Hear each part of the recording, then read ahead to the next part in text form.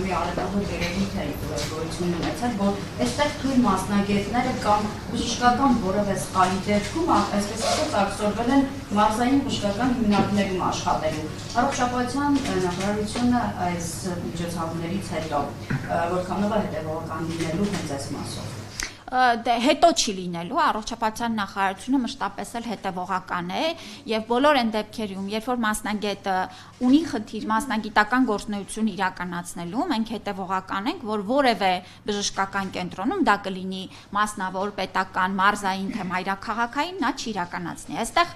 կարծում եմ մեր դիրքորոշումը հստակ է,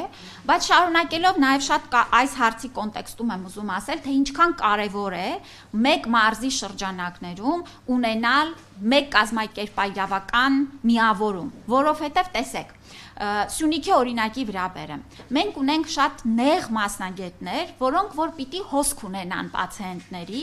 եւ մասնագետը, որպիսի օրինակ սպասարկի մի քանի վիրահատությունների այսպես հավաքագրվի պլանային եւ այդ սպეციფიկ վիրահատությունները իրականացվեն, դժվար է միայն Գորիսի բժշկական կենտրոնի համար նման մասնագետ պահելը։ Եվ մեր նպատակն է, որ այս միավորումների արդյունքում մենք ապահովենք, որ մասնագետները Կապանից, Գորիսից, Սիսյանից եւ Մեղրիից շատ հեշտությամբ ծառայությունները կարողանան մատուցել հենց տեղում, քանի որ արդեն չենք ունենալու մեկ ՓԲ-ից գործուղել մեկ այլ ՓԲ։ Սա է, եւ մենք մեր մյուս օրինակների վրա միավորման սա շատ լավ տեսնում ենք։ Այսինքն մենք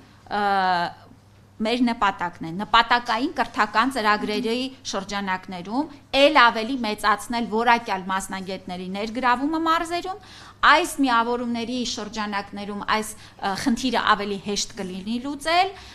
եւ կարծում եմ որակի առումով մեր քաղաքացիները ավելի գոհ կլինեն։